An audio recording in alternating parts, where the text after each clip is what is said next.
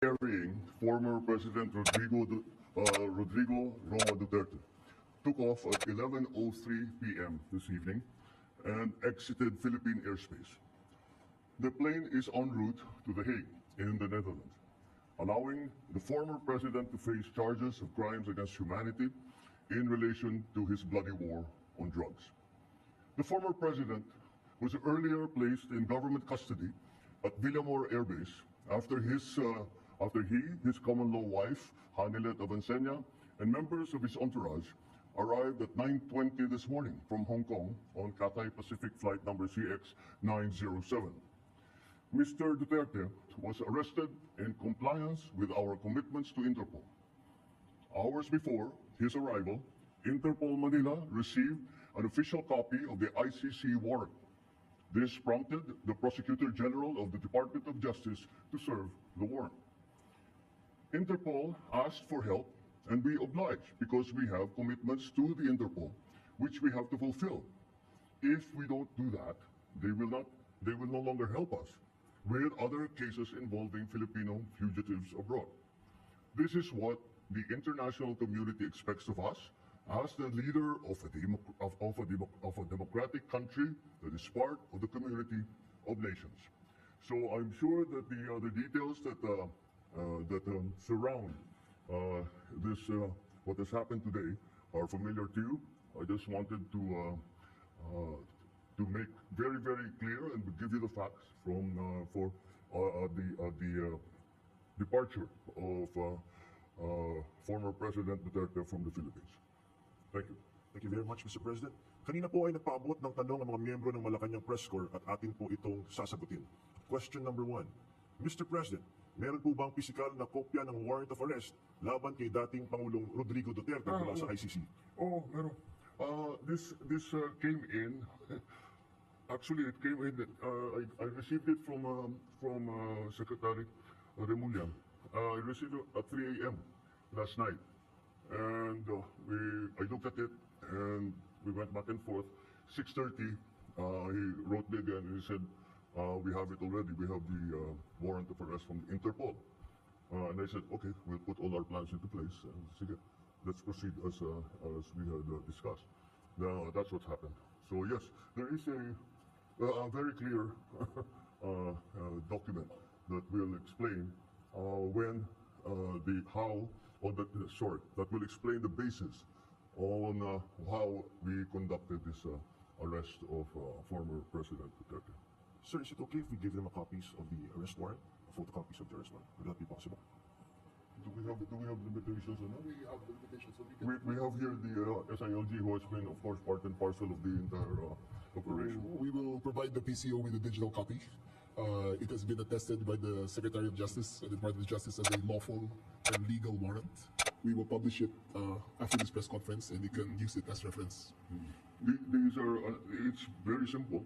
It's a request to the Philippine government from Interpol to enforce the arrest warrant. And of course, we comply with our commitments to Interpol. But we did not do this because it was derived from or it came from ICC. We did this because Interpol asked us to do it. And we have commitments to them, and we lived up to those commitments. Thank you, sir. Second question, sir. Mr. President, sinasabi ng kampo ni PRRD na unlawful arrest daw itong ginawang pag-aresto sa kanya. Well, we followed every single necessary procedure. We had a very good basis on which to serve that warrant and to read him his rights. We followed all the legal procedures that are necessary. So I'm confident that if in further examination, you will find that it is proper and correct. Sir, third question from the MPC. Mr. President, may violation ba ito sa ating soberanya itong pagkaka-aresto kay dating Pangulong Duterte? No. Bakit naman? Dahil consistent naman tayo. Hindi tayo tumutulong sa investigasyon ng ICC. Wala tayong meron tayong contact sa kanila, natural. Pero no, not on an official level. We didn't help them in any way. The arrest what we did, the arrest that we did today, was in compliance with our commitments to Interpol.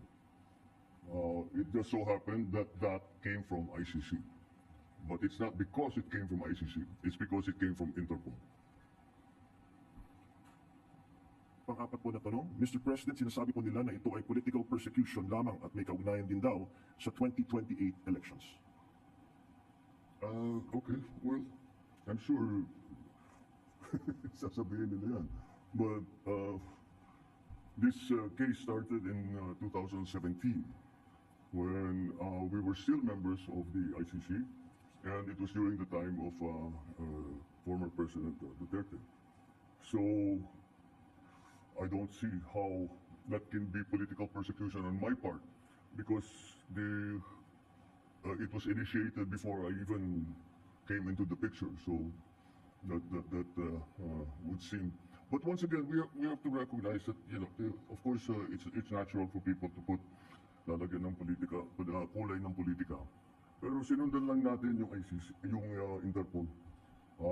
Wala tayong, hindi natin kinakausap yung ICC. Marami silang hinihingi sa atin ng mga dokumento, wala kaming binigay. Yun lamang, hindi natin mahindihan ang Interpol. Pag sinabi sa atin, tulungan nyo kami, kailangan namin kunin itong taong ito.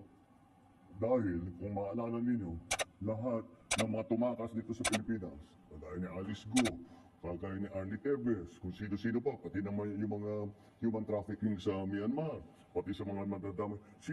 Sinong tumulong sa atin para makita natin yung mga ating kababayan na inaapi at ginagamit sa masamang paraan?